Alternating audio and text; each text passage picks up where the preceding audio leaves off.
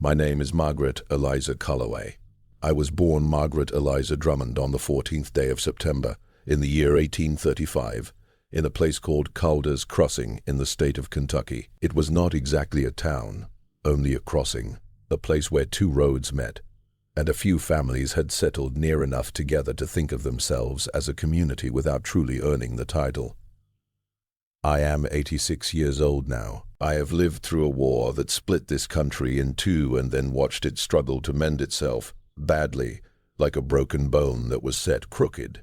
I have seen the world change in ways that would have seemed impossible to the little girl I once was, growing up in that small house at Calder's Crossing. Trains, telegraphs, the telephone, electric lights, and automobiles. The war that was supposed to end all wars, though it ended nothing. Each of these changes came like a stone dropped into still water, and the ripples spread outward until life slowly arranged itself around them. I am old enough to remember a world without most of those things, old enough to remember when news traveled on horseback, when the nearest neighbor lived far enough away that a week might pass without seeing another face outside your family. I am old enough to remember what true silence felt like, the kind of silence that exists before the world fills itself with its own noise.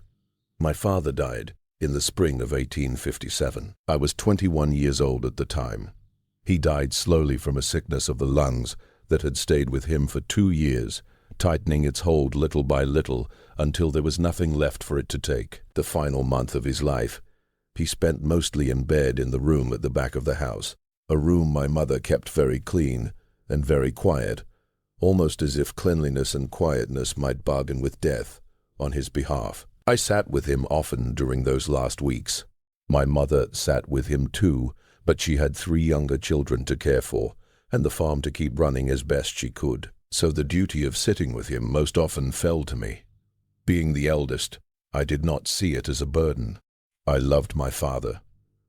Sitting beside him, even when we said nothing, felt more like a privilege than a sacrifice. It was on the night of the 23rd of April, 1857, that my father told me the thing he had kept hidden for 31 years.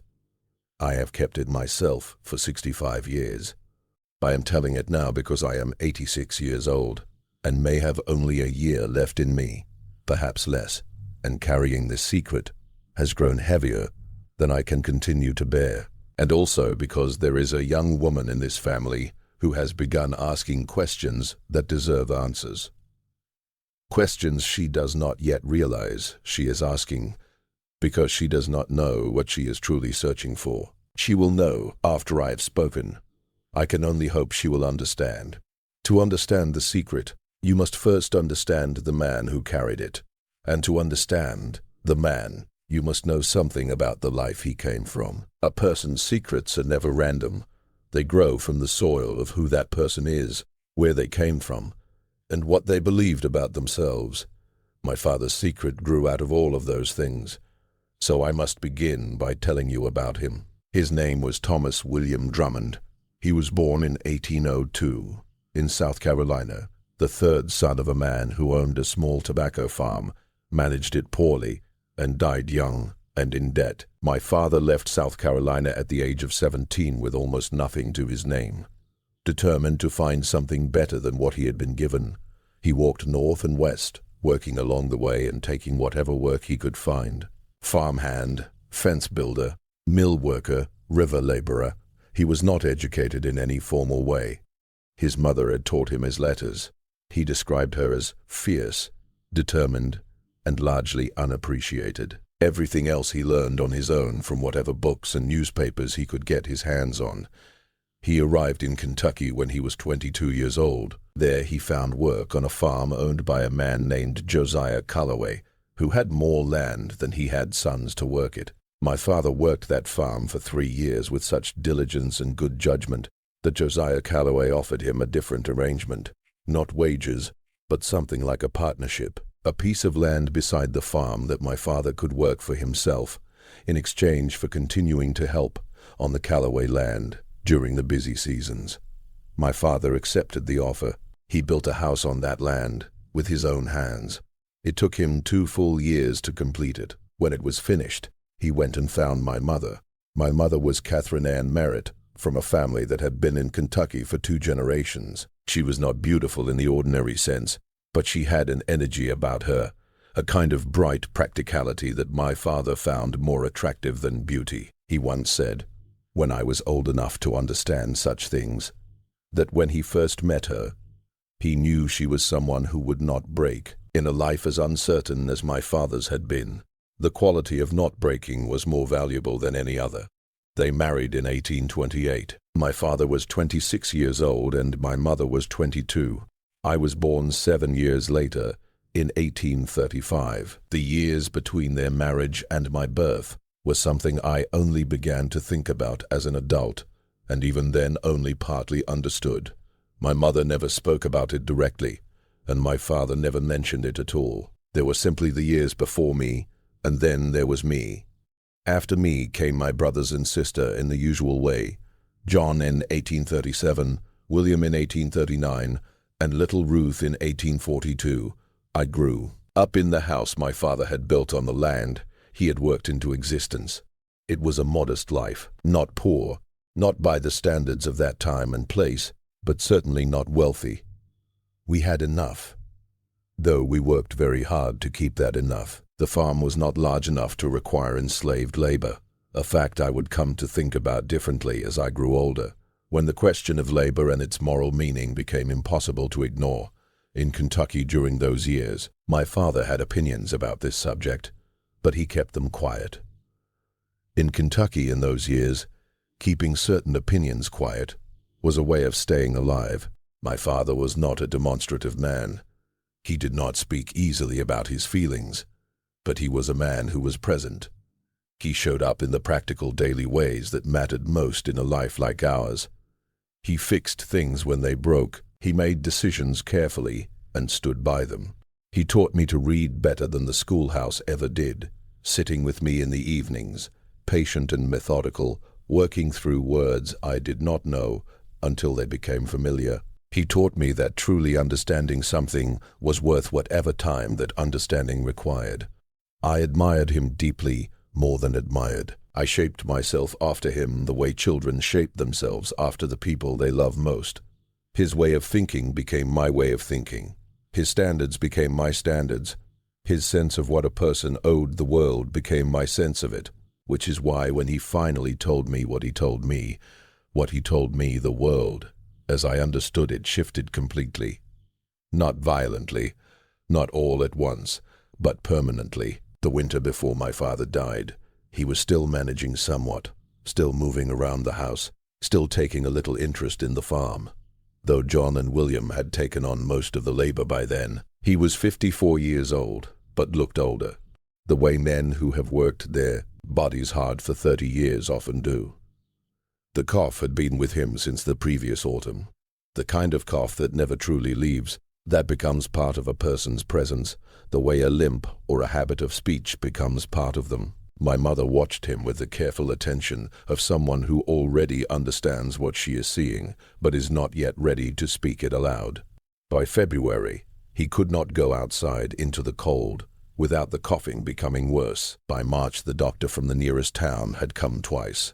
He looked grave and said the things doctors say when there is nothing useful left to say. He confirmed what my mother had already known. The word tuberculosis was not yet common. We called it by other names. Consumption.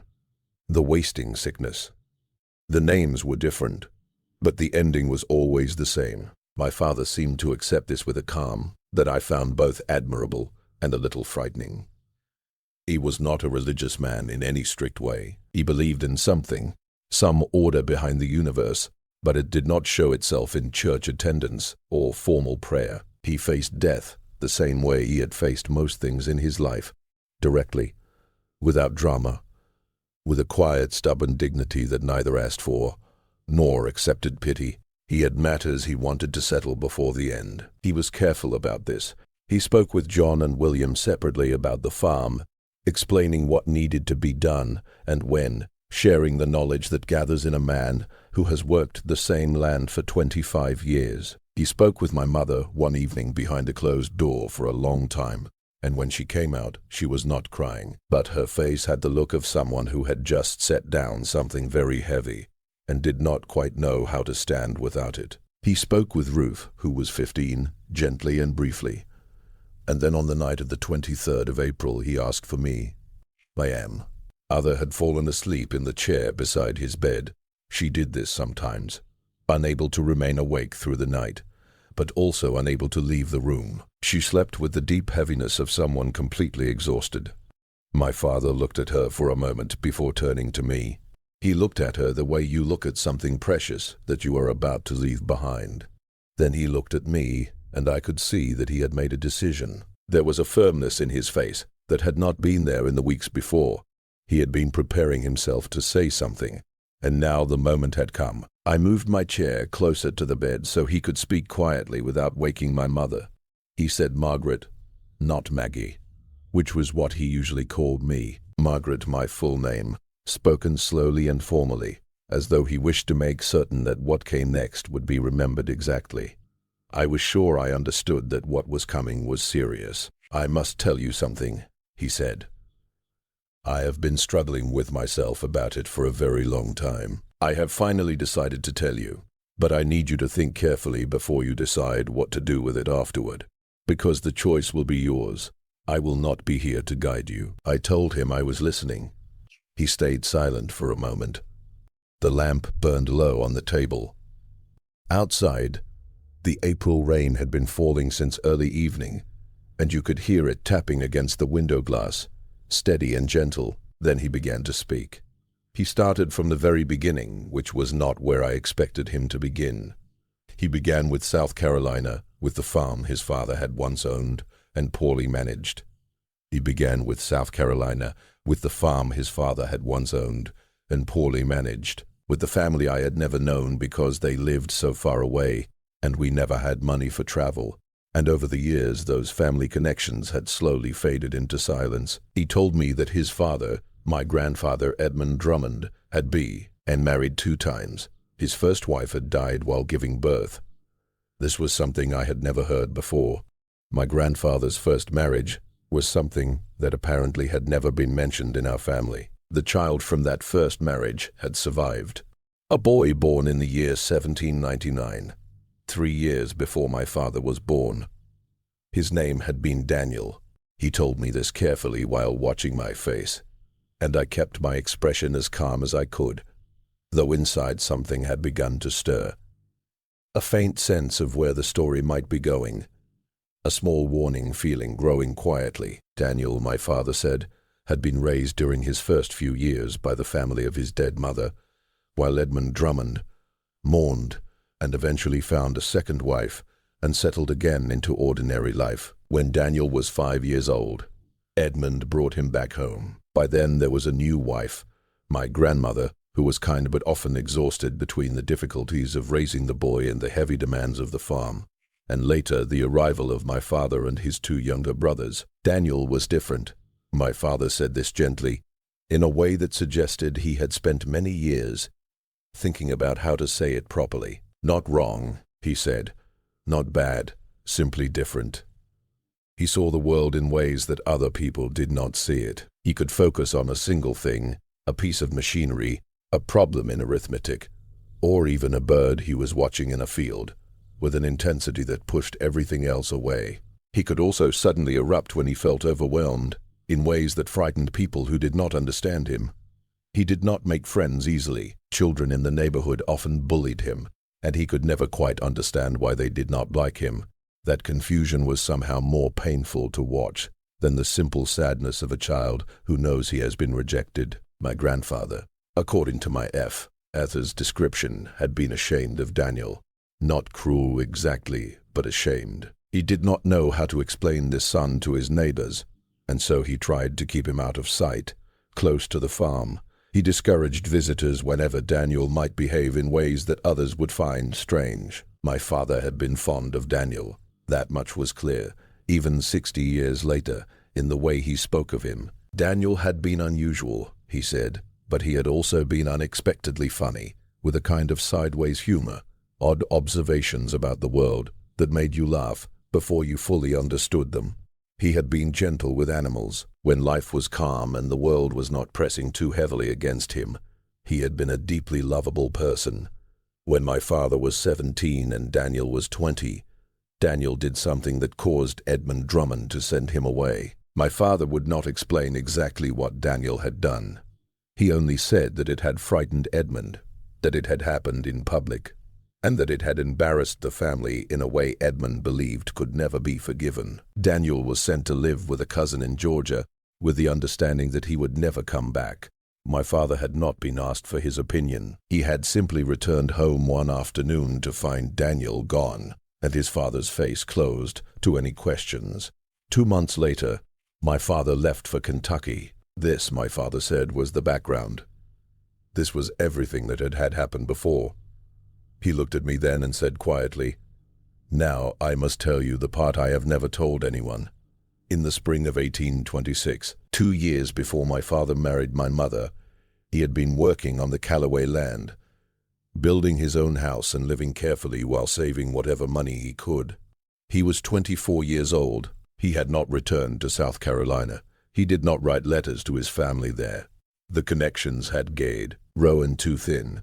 Postage was expensive, and the effort of keeping relationships alive that had offered him little warmth seemed too great. One afternoon, a man appeared at the edge of the field where my father was working. The man had been walking along the road and had stopped to watch him. When my father looked up, he recognized the walk first, the particular way of moving, the way this man carried his weight slightly forward, as though he was always in the process of arriving somewhere. It was Daniel. My father put down his tools and walked toward the road. Daniel was 27 years old. He had been living in Georgia for 7 years. The cousin there had been kind, or at least not unkind, but had recently died, and Daniel had found himself without any particular reason to remain. He had been walking, he said, somewhat vaguely toward the west. They sat together at the edge of the field for a long time talking. My father said it was the longest conversation he had ever had with Daniel, because for the first time there were no parents watching them, no community with expectations and judgments, no one for Daniel to disappoint. It was simply the two of them. And by that time my father was old enough to allow Daniel to be exactly who he was, without worrying about whether he was behaving properly. He stayed, my father said, for a while. He did not say exactly how long. He said it in a way that suggested I should not question him about it, and I did not. What I understood was that Daniel had stayed long enough to matter, long enough for my father to know him as an adult, speaking to another adult, without the shadow of their father's shame or the embarrassment of their family, long enough that my father began to see the full shape of who Daniel truly was, the intelligence and humor and kindness, but also the difficulty, the ways in which the world genuinely overwhelmed him, the ways ordinary social life cost him more effort than it cost most people. Then Daniel left again. He said he was going farther west. He had a habit, my father said, of stating his intentions, like simple facts without drama, without realizing that departure might be something others would mourn. My father watched him walk away. He did not try to stop him. 3 months later, something arrived by post. A letter sent from a town in Missouri. Inside it was a small piece of paper with a name written on it, a woman's name, and beneath it another name, a child's name. The letter said the woman had died of fever and that the child would need someone. The letter said Daniel could not keep the child himself and that he would not explain why in writing, but he was asking Thomas, my father, to take her. My father sat alone in his half-built house for 3 days, reading that letter and staring at the paper with the 2 names written on it. Then he traveled to Missouri. She was 14 months old. Her name had already been given. It was written on the paper Daniel had sent. He had named her Catherine, not after my mother, because my father had not yet met my mother.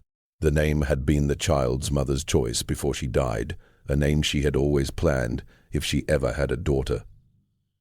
Catherine. My father brought her back to Kentucky. He did not tell anyone the full truth about where she had come from. He told a version that was true only in its outline, but left out the important parts. He said she was a child who had been left without family, and that he had agreed to raise her. People accepted this easily. In that time, such arrangements were not unusual. Children often moved between families when there was need, without the formal systems we have today. What he did not tell anyone was that Catherine was Daniel's child, his half-brother's daughter, and he told no one for 31 years that Catherine had grown up, and that after some years he had found her a position in a household in Louisville, and that she had married a man from that household, a man named Arthur Bowen, and that Arthur and Catherine Bowen had a daughter. That daughter's name was Frances Bowen.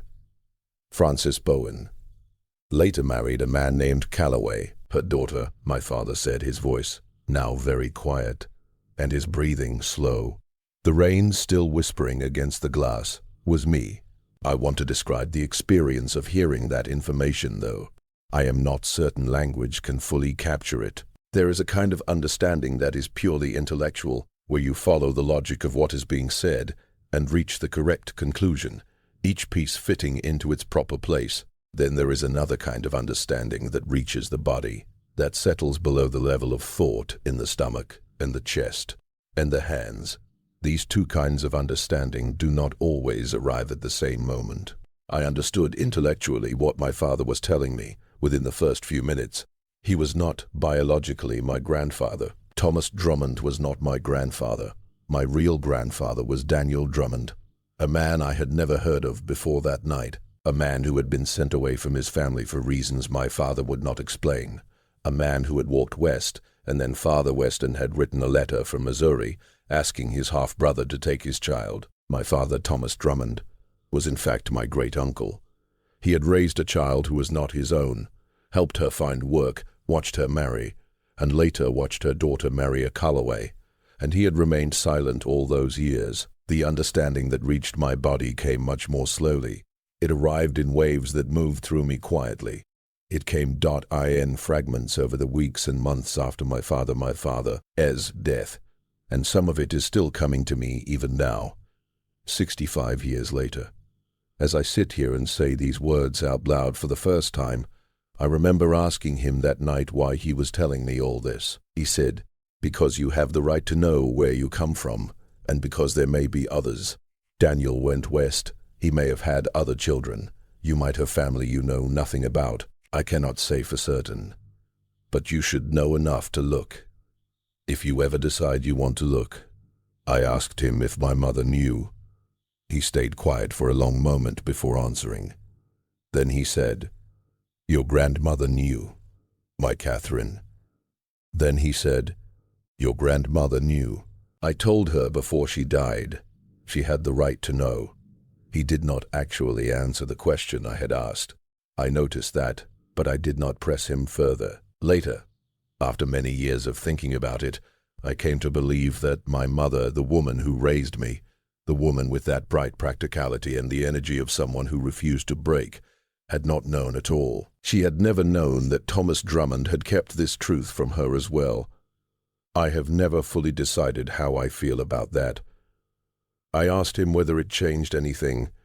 What I truly meant was this: was I different than I had believed myself to be? Was the self I had built for myself, against the grain of who I thought he was, now standing on different ground? He answered, and I remember the words very clearly, "It changes the facts. Whether it changes anything else is something you must decide." Those were almost the final clear words he spoke to me. He was exhausted from the effort of telling it all. He closed his eyes, and I sat with him for another hour while he slept. My mother slept in her chair beside him. Rain fell steadily outside. I held the knowledge he had given me and tried to understand what I was supposed to do with it. He died 9 days later, on the 9th of May, 1857. He never spoke of it again. I did not tell anyone either. Not right away. Not for a very long time. I kept the secret the way a person keeps something they have not finished studying, like keeping a letter in your pocket that you know contains important news, but you cannot yet bring yourself to open completely. Even though you have already read the words, the knowledge stayed with me in everything I did. It sat quietly behind every ordinary moment, like a low, steady hum under the surface of daily life. That first year was the most difficult. My mother grieved deeply and quietly, which was how she did most things. My brothers took serious responsibility for the farm. Ruth grew from 15 to 16 and slowly became someone I looked at differently now that I knew what I knew. I wondered whether the difference I was seeing in her was real or only something created by my new understanding of our past. I thought about Daniel constantly, this grandfather I had never known, this man who had walked west and sent a letter from Missouri asking his half-brother to take in his daughter. I tried to imagine him from the small pieces my father had given me, the sideways humor, the kindness he showed to animals, the way the world sometimes overwhelmed him, the particular style of walking that my father had recognized from across a field 20 years after seeing it last. Was any of that part of me? In those months, I studied myself with a new and slightly unsettling attention, searching for signs of a man I had never met. I also thought about Catherine, my grandmother by blood, the baby my father had brought back from Missouri when she was 14 months old. The name already chosen by a mother who had died of fever before she could ever use it, raised by Thomas Drummond as his own daughter. Later given a position and eventually married. Had she known who she truly was? Had Thomas Drummond told her the truth as he had suggested before she died? I did not know. Catherine Drummond was not someone I had known personally.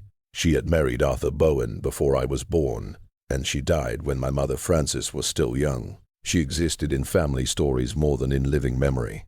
A name, a face not attached to any clear portrait, almost like the ghost of a woman who had been raised by my father's hand without fully knowing whose hand she had originally come from. I often thought about what it means to build an entire life on information you do not possess, to make choices, marry someone, raise children, and understand yourself according to a history that is not completely the history you were given. Catherine Bowen, born Drummond, had built her whole identity against a background she did not realize was incomplete.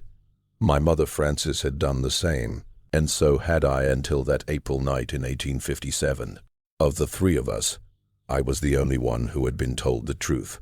I was never certain whether that was a privilege or a burden. Even now I am not sure. I married in 1860. His name was Robert Calloway. He was the son of Josiah Calloway's nephew, which made the connection between our families slightly complicated, since I had grown up living near the Calloway land, and the name Calloway had always been part of the landscape of my life. He was 28 years old, a serious man with a dry intelligence and large, steady hands. When he listened to you speak, you felt as if your words were traveling somewhere meaningful. I nearly told him before the wedding. I came close 2 different times, and both times I stopped myself. Each time the reason was different. The first time I stopped because I was not completely certain what I was telling him. The facts my father had given me were second-hand, spoken by a dying man who may have simplified parts of the story. I did not know the full truth about Daniel Drummond. I did not know what had caused Edmund to send him away. I did not know whether Catherine had ever learned about her origins. There were gaps in the story large enough to drive a wagon through. I was not sure that sharing an unfinished story would accomplish anything except create questions neither of us could answer. The second time I stopped because I was afraid. Robert came from a family that had some standing in the county. They were not wealthy or powerful, but they were respectable. I did not know how he would react if he learned that my origins were more complicated than they seemed. That in certain ways that mattered to some people, I was not exactly who I appeared to be. I had grown up as a Drummond, the daughter of a respected man, and that identity had given me a certain place in the world. I feared what might happen to that place if the truth became known. I am not proud of that fear, but I am honest about it. So I married Robert Calloway in June of 1860, without telling him the secret my father had given me. 3 months later, the tensions that had been building across the country for decades finally burst open, and we suddenly found ourselves living in a state at war with itself over questions of labor, sovereignty, and human dignity that had been delayed for far too long. Against the background of those events, my secret seemed very small. Yet it never completely disappeared. Robert did not go to fight. He was needed at home with the farm to manage, a pregnant wife, a brother already serving in the Union Army, and a county that, like much of Kentucky, was deeply divided about which side of the war was the right side. I was thankful for that, although I kept the gratitude mostly to myself, because women whose husbands stayed home were sometimes looked at with a kind of quiet judgment that required careful handling. Our first child, Thomas, was born in 1861. I named him after my father and felt the quiet complexity behind that decision, though I never spoke it aloud. Our second child, Daniel, was born in 1863. I chose that name deliberately. It was my private way of acknowledging the man my father had told me about, the man I had never met, the man who had walked west and sent a letter and then kept walking. It was a private recognition, a name that meant something deeply personal to me, but could not be explained to anyone else. Robert accepted the name without question. Daniel was not an unusual name, and it raised no suspicion, but I knew exactly why I had chosen it, and in that knowledge there was something that felt like honoring him, even from a distance, even without full understanding. Daniel had existed. He had been a person. Strange, perhaps, humorous in a quiet way, gentle with animals, and easily overwhelmed by the world around him. And he had made a decision about a child that sent quiet ripples forward through time, until those ripples eventually became me. I believed he deserved, at least, to have his name carried forward. Even if no one else knew the reason, the war eventually ended. The country slowly rearranged itself around the new reality. Reconstruction came to Kentucky with a particular harshness that I will not describe here, though the memories remain with me. Robert and I held onto the farm.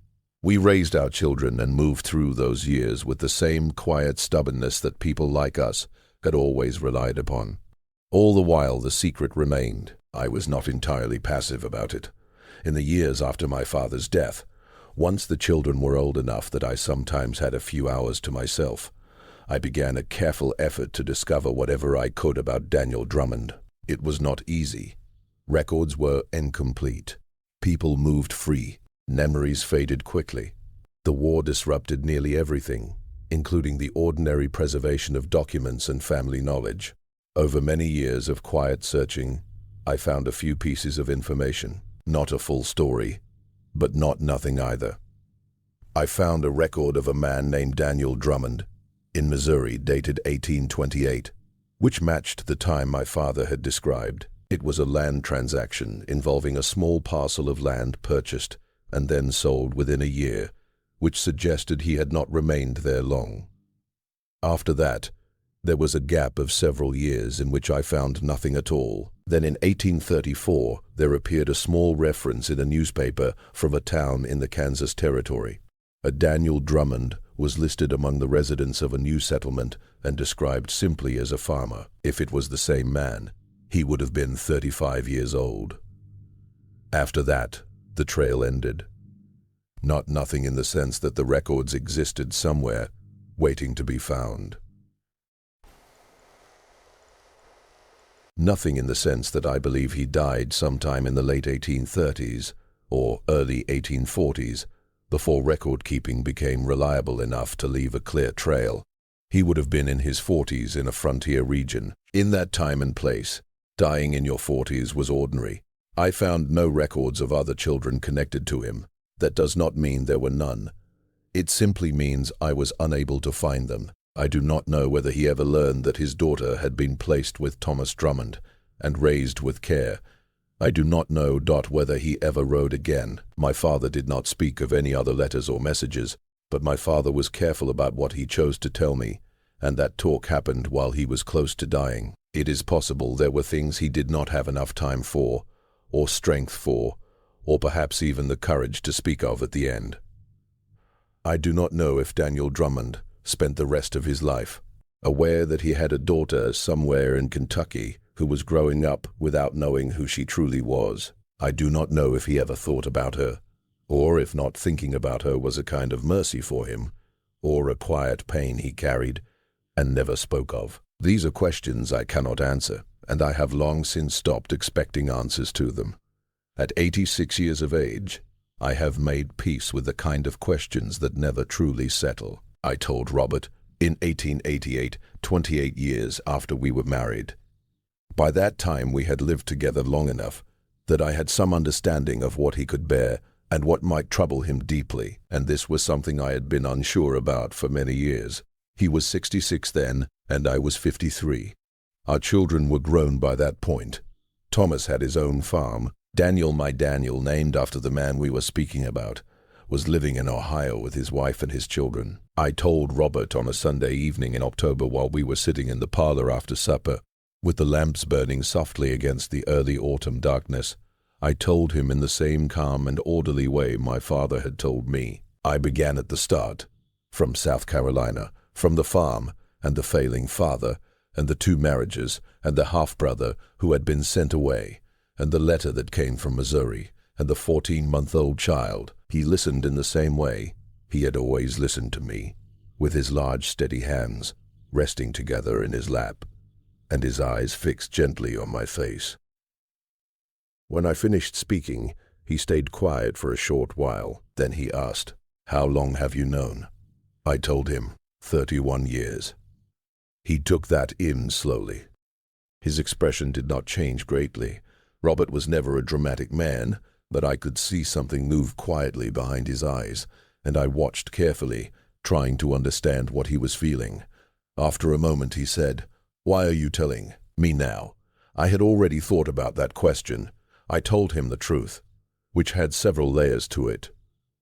I said I was telling him now, because our Daniel had started asking questions about our family history. He was building some sort of record, and I was afraid of what he might find if he kept searching, and I was no longer here to explain it. I told him I was also speaking now, because I feared I might die with the secret the way my father had almost died with it. And that felt wrong to me in a way I could not completely explain, but felt strongly all the same. And then I told him the third reason, which was the most honest one of all. I was tired of carrying it. 31 years of holding something alone had made me weary, and I trusted Robert. The world also felt different from the world I had entered when we first married, and I believed he could accept the truth without letting it damage something between us that I could not afford to lose. He stayed quiet for another long moment. Then he said, "Your name is still Calloway." It was a strange sentence, and I have turned it over in my mind many times since then. I eventually came to think he meant that facts may change, but the person remains the same. The woman he knew, the woman he had shared 28 years of life with, had not changed simply because of this truth. Your name is still Calloway. You are still yourself. Or perhaps he meant something simpler than that. Perhaps he was only reassuring himself. I never asked him to explain, and he never asked him to explain, and he never added anything more. We sat together in the lamplight for a long time without speaking. It was not an uncomfortable silence. It was the kind of quiet shared by 2 people who have lived together long enough that silence does not need to be filled with words. My son Daniel is the reason I am speaking now, and I must tell you about him. Daniel Calloway is 63 years old, and he lives in Ohio. For several years now, he has been working on what he calls a family history project. He writes letters, travels to courthouses, and studies old records. Piece by piece, he is building an account of the family he comes from. He is doing it with the same steady patience that I recognize as his father's trait, and also my own, and perhaps something even older that I cannot clearly trace. He has begun asking questions that I cannot answer without telling him what I know. He has discovered records about Thomas Drummond. He found the land sale in Missouri, and with some clever genealogical work he located a mention of a child with an unknown mother connected to a Daniel Drummond in those Missouri documents. He wrote to me asking if I knew anything about it. His letter has been sitting on my desk while I have been thinking about my reply for 3 weeks. This account is my answer. I am writing it so Daniel will have the whole truth, so that when I am gone there will not be another dying person in a lamplight room, passing a small part of the story to a child who will carry it for 65 years, and then hand it down in fragments to another generation. Daniel deserves the complete story. He has been searching for it, In his careful Ohio way, he has been walking step by step toward the truth of his own beginnings without realizing it, without knowing that the answer has been living all this time with his 86-year-old mother in Kentucky, and with a piece of knowledge she has carried for 6 decades. I have spent many years wondering what this information might do to him, whether it is fair to give him a past that complicates the way he has always understood himself. I wondered if the comfort of a simple family line was something I had the right to take from him. But I remember my father choosing to tell me. I remember the 31 years he carried the truth before sharing it, and the 9 days he lived after telling me. I remember the strange sense of peace that appeared on his face that night. I believe he needed to give the story to someone, not only for his own comfort, but because he believed I had a right to know, because he believed that a person's true origins belong to them. Even when those origins are complicated, even when the truth is harder to carry than the simpler story that replaced it, Daniel deserves to know where he comes from. He deserves to know that the man whose name he received was a real person, unusual and gentle, and sometimes overwhelmed, a man who walked west and once sent a letter from Missouri before continuing on his way. He deserves to know that this man was his great-grandfather, that the blood in his veins travels back through this quiet and forgotten person, whom history barely remembered. He deserves to know that the name Daniel, which I chose for reasons Robert never thought to question, was not random and was not simple sentiment. It was a deliberate choice, a small act of recognition toward a man who deserved to be remembered. I have had 65 years to think about what my father did and what he did not do, and what I myself did with what he gave me. Over time, I have reached a few understandings that feel reasonably steady at my age. Secrets between people who love one another are never truly neutral things. They are not lifeless objects. They exist in the space between people who share a life, unseen but not without weight. My father carried his secret for 31 years, inside a marriage that seemed by every sign to be loving and genuine. Yet I believe the secret lived inside that marriage with them like a quiet third presence that my mother could not see and my father could never fully escape. I carried my secret for 28 years before telling Roba. I believe those years would have been somewhat different, in small ways that cannot be measured, if I had spoken earlier. Not worse, not terribly different, but still different. There is a special kind of closeness that exists between two people who do not hide important things from each other. I did not share that particular closeness with Robert during the first half of our marriage.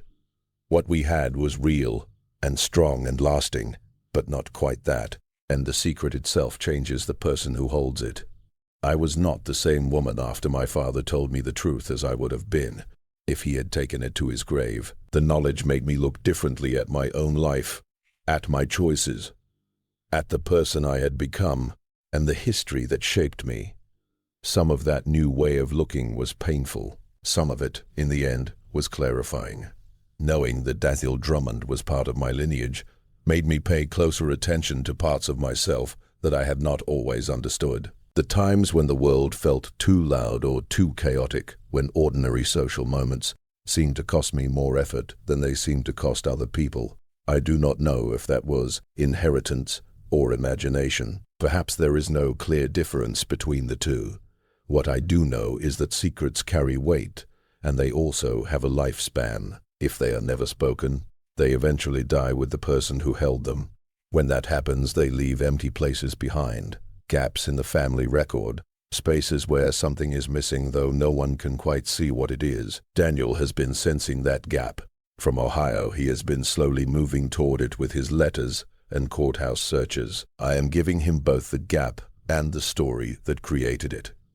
I have often thought about one detail my father mentioned almost casually that night when he told me everything.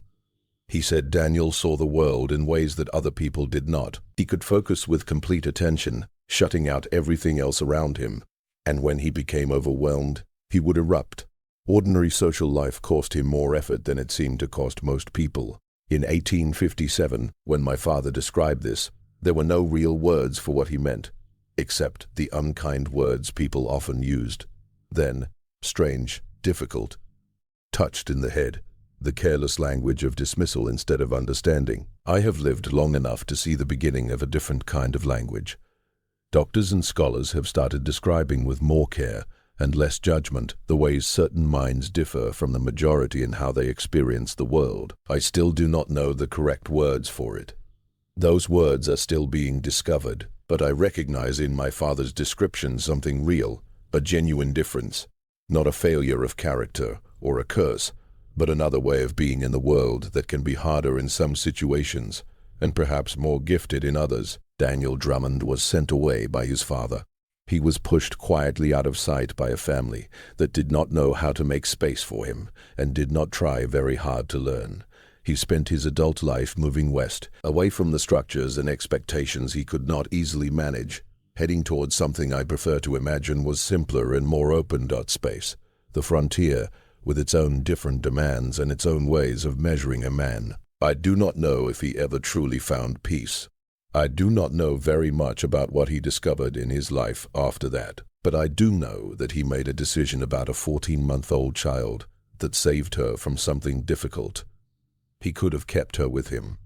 He could have left her behind with strangers and never thought about it again. Instead, he wrote a letter to his half-brother, the person he had spent the most time with as an adult, the person who had once sat beside him at the edge of a field and allowed him to be himself without worry or judgment, and he asked for help. To me, that feels like an act of love, even if it was imperfect and not complete. A man who could not raise his own child, yet still took the time to think carefully about where she should go. A man who chose something instead of simply walking away. I have thought about Daniel Drummond with something close to tenderness for 65 years. He never knew that I existed. He most likely died before I was even born. But I exist, in part because of a choice he made in Missouri in the year 1826. Because of that, it is impossible for me to feel anything except gratitude toward him. He was difficult and often overlooked, strange in his ways, and sometimes costly to the people who lived around him. Still, I feel thankful. Every family seems to have a Daniel Drummond, someone who does not fit into the expected shape, someone who slowly gets pushed toward the edges. Usually, the family pretends those edges are not part of the picture, and after some time those people are forgotten.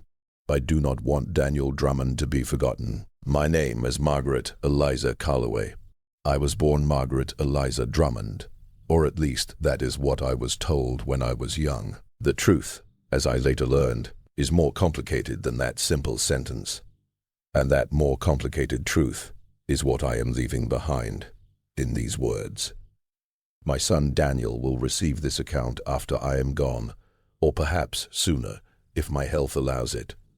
I would like to tell him all of this in person. I would like to see his face when he understands that the name he was given was not an accident or a casual choice. I believe it might matter to him, and I think seeing that moment, seeing it matter, would be a meaningful gift to receive at the end of my life. I have spent time thinking about what I might have done differently. I have wondered whether I should have told Robert sooner. I have wondered if I should have tried harder to follow the trail of Daniel Drummond when I was younger and more able to travel across long distances. I have wondered whether I should have told my children earlier in their lives, giving them more years with this knowledge and the chance to investigate it themselves. Perhaps there was more that could have been discovered and has now been lost. The answer is probably yes to all of those thoughts. I was not always brave enough. I was not always organized enough or certain enough to move forward with confidence. I made the decisions I could make with the understanding and the resources I had at the time. And now, at 86 years old, I have learned that this is what every person does. Judging those choices too harshly from the far end of a long life becomes a kind of comfort that no longer interests me. It has never truly helped anyone, and it does not help me now. What I want to say at the end of this account is something about how people continue through time. Daniel Drummond walked west and disappeared from the clear pages of history, yet he did not vanish completely. He remains in my son's name. He exists in whatever part of him passed through Catherine and Francis, and then through me and into my children, and their children after them. He appears in the small and particular ways my son Daniel notices things, the deep concentration he shows when he works, the quiet humor that appears from the side before anyone expects it, the way he treated animals with gentleness when he was a boy and still does, as I am told. Now that he is a grown man, these qualities travel forward. They move quietly through time inside the bodies and minds of people who often do not know what they carry or where it first began. My father gave me a story.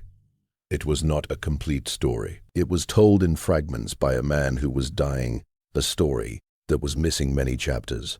But he gave me the parts he had, and by doing that, he changed what I was later able to give to the people who came after me. This account is my own version of that same gift. It is imperfect. It is incomplete. It still holds chapters that I was never able to find. Yet it is the most honest account I can gather together at 86 years old about where we came from and about the people who played a part in the making of us. Daniel Drummond was real. He was strange and sometimes amusing, gentle in some ways and overwhelmed in others. He walked west across the land, and he sent a letter, and that single letter became the beginning of something that moved forward through time into you, and into your children, and into whatever lives come after them. That seems to me like something worth knowing. It feels like something that deserves to be spoken aloud. I have spoken it now. That is N. Ah,